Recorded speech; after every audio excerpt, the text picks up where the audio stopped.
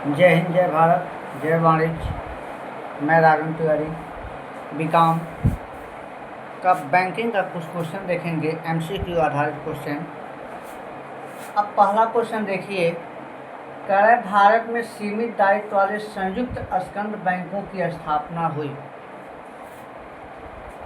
वह कौन सा सन था जिस समय भारत में सीमित दायित्व वाले संयुक्त स्कंद बैंक की स्थापना हुई? ऑप्शन देखिएगा, ऑप्शन दिया हुआ है सन 1806, ये दिया है सन 1806, बी दिया है सन 1813, सी दिया है सन 1855 और डी दिया है सन 1860, 1860। हमें पता है कि संयुक्त स्कंद बैंकों की स्थापना भारत में सन 1860 ईस्वी में किया गया था। ऑप्शन नंबर डी इसका करेक्ट आंसर होगा। क्वेश्चन नंबर 2 देखें। क्वेश्चन नंबर 2 कह रहा है, किस खाते में बैंक से चेक की सुविधा नहीं प्रदान की जाती? किस खाते में बैंक से चेक की सुविधा प्रदान नहीं की जाती? मतलब बैंक को किस खाते पे चेक की सुविधा नहीं देता? ऑप्शन नंबर ए है सावधि जमा खाता, ऑप्शन नंबर बी है चालू खाता, ऑप्शन नंबर सी है बचत खाता और ऑप्शन नंबर डी है इनमें से कोई नहीं। सावधि जमा क्या खाता, जिसको आप फिक्स डिपॉजिट करते हो, कि होता क्या है कि इसमें एक निश्चित धनराशि एक निश्चित समय के लिए जमा कर दी जाती है और इस पर समय पूरा होने पर बैंक के द्वारा ब्याज दिया जाता है। चालू खाता, जिसे आप करेंट अकाउंट करते हो, इस पे ये बड़े बड़े व्यापारियों के लिए होता है, जिस पे बैंक ब्याज नहीं देती और इस पे अधिविकास ओवरड्राफ्ट की सुविधा प्रदान करती है। सी है बचत खाता, जो सेविंग करने के पर्पज से आम जनता को सुविधा दिया जाता है बैंकों में खाता पैसा रखने की, उसे हम कहते हैं चालू खाता। मतलब आम जनता को में बचत की भावना को जागृत करने के लिए जो खाता खोला जाता है उसे हम बचत खाता कहते हैं और डी है इनमें से कोई नहीं। तो अब देखिए, बचत खाते पर चेक की सुविधा प्रदान करती है बैंक, चालू खाते पर भी चेक की सुविधा प्रदान करती है, लेकिन सावधि जमा खाते पर चेक की सुविधा प्रदान नहीं की जाती, क्योंकि इसमें एक निश्चित धनराशि एक निश्चित समय के लिए जमा किया जाता है। इसलिए option number A correct answer होगा। क्वेश्चन नंबर 2 का option number A correct answer होगा, सावधि जमा खाता।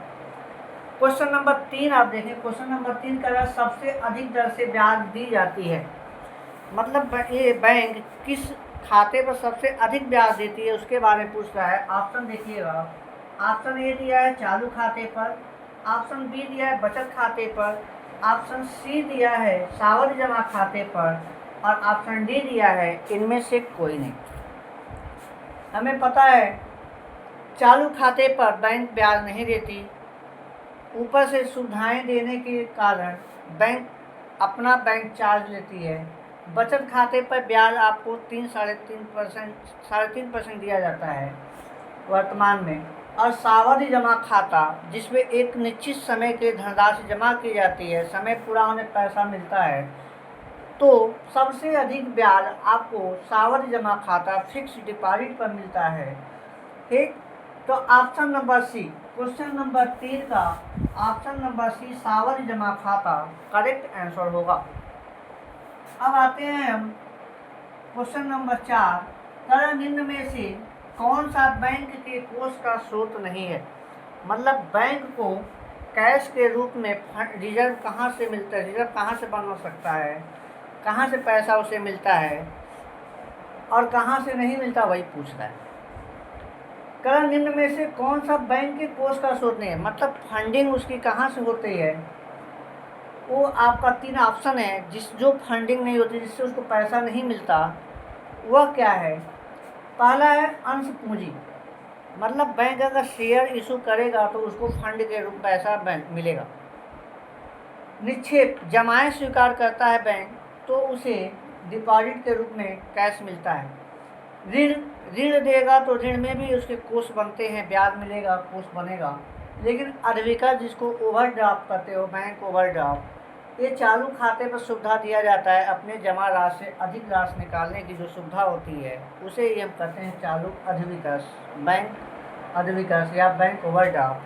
यह बैंक क्या कहते हैं, यह आपका बैंक के कोष का स्रोत नहीं होता है, ये बैंक के कोष का स्रोत नहीं होता है। ऑप्शन नंबर डी, अधिविकर्ष बैंक के कोष का स्रोत नहीं होता है। क्वेश्चन नंबर 5 का है बैंक द्वारा ब्याज नहीं दिया जाता। बैंक द्वारा ब्याज नहीं दिया जाता बचत खाते, ऑप्शन ए है बचत खाते पर, बी है अस्थायी जमा खाते पर, और सी है चालू खाते पर। तो हमें पता है, और डी है आवर्ती जमा खाते पर। तो अब देखिए, बचत खाते पर भी बैंक ब्याज देती है, अस्थायी जमा खाते पर सबसे अधिक ब्याज देती है। आवर्ती जमा खाता एक छूटा हुआ था जिसको हम रेकरिंग कहते हैं, कि हर मंथ एक निश्चित अमाउंट एक निश्चित समय के लिए जमा करते हैं और समय पूरा होने पर ब्याज के साथ वो पैसा रिटर्न किया जाता है बैंकों के द्वारा। ये सुविधाएं पोस्ट ऑफिस में भी हैं। तो आवर्ती जमा खाते पर भी ब्याज बैंक देती है।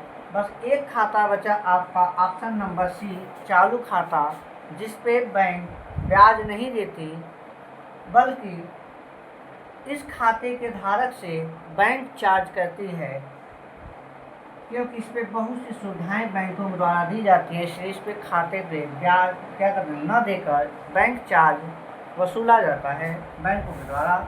इसलिए क्वेश्चन नंबर 5 का आंसर, करेक्ट आंसर सी होगा, चालू खाता। अब एक छोटा सा क्वेश्चन, माइनर क्वेश्चन जो आपके दिमाग में हमेशा आता होगा कि भारतीय बैंकिंग कंपनी अधिनियम कब पारित हुआ। भारतीय कंपनी अधिनियम कब पारित हुआ। अगर भारतीय कंपनी अधिनियम की बात करें तो भारतीय कंपनी अधिनियम 1949 1949 की बात की जाती है। 1949 की बात की जाती है। भारतीय बैंकिंग कंपनी अधिनियम 1949 की बात हो रही है। Correct 16 March 1949। Option number A दिया है 16 मार्च 1949। ऑप्शन नंबर बी दिया है 1 मार्च 1966, और ऑप्शन सी दिया है 26 मार्च 1932, और ऑप्शन डी दिया है 15 मार्च 1956। हमें पता है 1949 की बात हुई है तो 56 होगा नहीं, 32 सरकारी अधिनियम है, जबकि तिथि ये नहीं है, बस वैसे लिखा गया है। और 49 और 66 की बात आती है, बैंकिंग अधिनियम से जुड़ी हुई बातें हैं। तो 16 मार्च 1949 को भारतीय बैंकिंग कंपनी अधिनियम पारित किया गया था, ठीक ना। 16 मार्च 1949 को भारतीय बैंकिंग कंपनी अधिनियम पारित किया गया था, और 1 मार्च 1966 को यह अधिनियम बैंकिंग विनियमन अधिनियम का रूप ले लिया। यह अधिनियम जो बैंकिंग अधिनियम 1949 है, वह 1 मार्च 1966 को बैंकिंग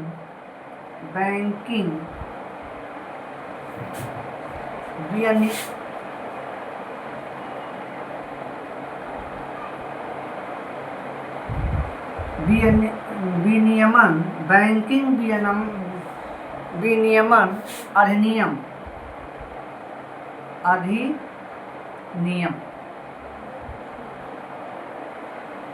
बन गया। 16 मार्च 1949 को भारतीय बैंकिंग कंपनी अधिनियम पारित हुआ। 1 मार्च 1966 को यह अधिनियम आपका बैंकिंग विनियमन अधिनियम बन गया। तो ये दो सन आपके बैंकिंग अधिनियम से रिलेटेड थे। 1932 सरकारी है, 1956 बैंकिंग है, क्या कहते हैं कंपनी है। ये तिथि दोनों नहीं है इसमें, तो बस सन से ही कट गया। बस ये दो चीज़ें थे। अगले क्वेश्चन की तरफ हम चलते हैं। क्वेश्चन नंबर 7 देखें। क्वेश्चन नंबर 7 कह रहा है, मिलान का क्वेश्चन है, मिलान टाइप का। कर बैंकों के राष्ट्रीयकरण का उद्देश्य था। बैंकों के राष्ट्रीयकरण का उद्देश्य था। पहला कुछ ऑप्शन दिया हुआ है कृषि तथा लघु उद्योगों के लिए साख की उचित व्यवस्था करना। दूसरा है ग्रामीण क्षेत्रों में बैंकों के विस्तार को रोकना। तीसरा है देश का संतुलित आर्थिक विकास करना। और चौथा है बैंक पर पूंजीपतियों के प्रभुत्व को समाप्त करना। अब देखिए, जब बैंकों का राष्ट्रीयकरण पहली बार हुआ था 1969 में पहली बार, तो उस समय बैंकों के राष्ट्रीयकरण का जो उद्देश्य था, सबसे पहला उद्देश्य तो यही मान के चलते हैं कि कृषि एवं लघु उद्योगों को साख की उचित व्यवस्था करने के लिए राष्ट्रीयकरण किया गया, ताकि सरल नियम से छोटे उद्योग और जो कृषि के करने वाले व्यक्ति थे उनको आसानी से ऋण मुहैया कराया जा सके। ये पहला उद्देश्य था। दूसरा था देश का संतुलन आर्थिक विकास करना। देश की अर्थव्यवस्था को कैसे संतुलित किया जाए, इसको करने के लिए बैंकों का राष्ट्रीयकरण किया गया। तीसरी विशेषता इसकी आती है बैंक पर पूंजीपतियों के प्रभुत्व को समाप्त करना। हमें पता है कि जब राष्ट्रीयकरण से पहले देश में जितने भी बैंक थे वह देसी बैंकर के रूप में काम करते थे। पूंजीपति जो होते थे पैसे वाले, उन्हीं के अधीन बैंक चलते थे। उनकी पूंजी होती थी, वे अपने हिसाब से ब्याज दर निर्धारित करते थे। उस पर कोई उनका रोक नहीं था, मार्केट पे कोई नियम रूल नहीं थे। तो उसको रोक लगाने के लिए बैंकों का राष्ट्रीयकरण किया गया। लेकिन ग्रामीण क्षेत्र में बैंकों के विस्तार को रोकना ये बैंक के राष्ट्रीयकरण का उद्देश्य नहीं था। भारत में ग्रामीण क्षेत्र में बैंकों को विस्तार को रोकने के लिए बैंकों का राष्ट्रीयकरण, यह उद्देश्य गलत है। बाकी तीन सही हैं। अब जब दूसरा नंबर गलत है तो पहला ए दिया हुआ है 1, 2 और 3। 2 दिखा, कैंसिल काट दीजिए। 2, 3, 4, 2 दिखा, काट दीजिए। ऑप्शन नंबर सी 1, 3, 4 सही होगा। ऑप्शन नंबर डी 1, 2, 3, 4, 2 जहाँ दिखे कट गया, बाकी 1, 3, 4 बस यही ऑप्शन सही है। इस तरह से मेरा ये 7वां नंबर क्वेश्चन लगा। अब हम आते हैं क्वेश्चन नंबर 8 की तरफ। क्वेश्चन नंबर 8 कह रहा है राष्ट्रीयकरण के बाद वाणिज्य बैंकों ने कृषि क्षेत्र ऋण प्रवाह को, वाणिज्यिक जो बैंक थे राष्ट्रीयकरण के बाद कृषि क्षेत्र में जो ऋण की प्रवाह थे, मतलब ऋण देने की प्रक्रिया थे, क्या किया उन्होंने। ऑप्शन ए दिया है बढ़ाया है, बी दिया है घटाया है, सी दिया है न बढ़ाया है न घटाया है, और डी दिया है बंद कर दिया। तो ऑप्शन नंबर ए इसका करेक्ट आंसर होगा कि राष्ट्रीयकरण के बाद बैंकों ने कृषि ऋण प्रवाह को बढ़ाया है, इसलिए ऑप्शन नंबर ए इसका करेक्ट आंसर होगा। क्वेश्चन नंबर 9 कह रहा है साख का सृजन किया जाता है। ए है केंद्रीय बैंक के द्वारा, बी है वाणिज्यिक बैंक के द्वारा, और सी है ए और बी दोनों, और डी है उपरोक्त में से कोई नहीं। हमें पता है साख का निर्माण या साख का सृजन व्यापारिक बैंकों द्वारा किया जाता है और साख का नियंत्रण केंद्रीय बैंक के द्वारा किया जाता है। ऑप्शन नंबर ए मेरा गलत आंसर हो गया, तो सी अपने आप गलत हो जाएगा क्योंकि ए और बी हो नहीं सकता। अब डी उपरोक्त में से कोई नहीं, इसका कोई मतलब ही नहीं बचता है। तो ऑप्शन नंबर बी इसका करेक्ट आंसर होगा, वाणिज्य बैंकों के द्वारा साख का सृजन किया जाता है। अब आते हैं हम अगले क्वेश्चन की तरफ। क्वेश्चन नंबर 10 देखें, कह रहा है बैंकिंग की विकेंद्रीय पद्धति को कहा जाता है। बैंकिंग की विकेंद्रीय का मतलब होता है अधिकारों का हस्तांतरण, मतलब अधिकारों को बांट देना छोटे छोटे हिस्सों में। तो कह रहा है बैंकिंग की विकेंद्रीकरण पद्धति को कहा जाता है। ऑप्शन ए दिया है इकाई बैंकिंग पद्धति, ऑप्शन बी दिया है शाखा बैंकिंग पद्धति, ऑप्शन सी दिया है श्रृंखला बैंकिंग पद्धति, और ऑप्शन डी दिया है उपरोक्त में से कोई नहीं। अब इकाई बैंकिंग पद्धति में जो भी सत्ता होता है, जो भी ब्रांचेज होते हैं, एक व्यक्ति के अंदर निहित होता है। ठीक, श्रृंखला बैंकिंग पद्धति इसका ऑप्शन होगा नहीं, इकाई बैंकिंग पद्धति इसका ऑप्शन होगा नहीं, और उपरोक्त में से कोई का कोई ऑप्शन ही नहीं है। ऑप्शन नंबर बी, शाखा बैंकिंग पद्धति, मतलब एक ही बैंक के कई ब्रांचेज एक नगर, एक देश के अंदर कई नगरों में, महानगरों में, गांवों में, कस्बों में जो होते हैं उसे हम क्या करते हैं, शाखा बैंकिंग प्रणाली करते हैं, पद्धति करते हैं। ठीक ना। और बैंकिंग की विकेंद्रीय पद्धति, इसी को ही हम कहते हैं शाखा बैंकिंग पद्धति को। ऑप्शन नंबर बी इसका करेक्ट आंसर होगा। क्वेश्चन नंबर 11 आप देखें। क्वेश्चन नंबर 11 का है, व्यापारिक बैंकों का मुख्य कार्य नहीं है। व्यापारिक बैंकों का मुख्य कार्य नहीं है। ए है जमाएं स्वीकार करना, बी है विनिमय पत्रों को बनाना, सी है डिमांड ड्राफ्ट की व्यवस्था करना, और सी है डिमांड ड्राफ्ट की व्यवस्था करना, और डी है लॉकर सुविधा की व्यवस्था करना। अब हमें पता है कि व्यापारिक बैंक के केवल दो मुख्य कार्य होते हैं। पहला होता है जमा स्वीकार करना, जिसे निक्षेप स्वीकार करना कहते हैं, डिपॉजिट। दूसरा है ऋण देना, क्रेडिट, पैसे को अधिक से अधिक मात्रा में ऋण के रूप में बाहर निकालना मार्केट में।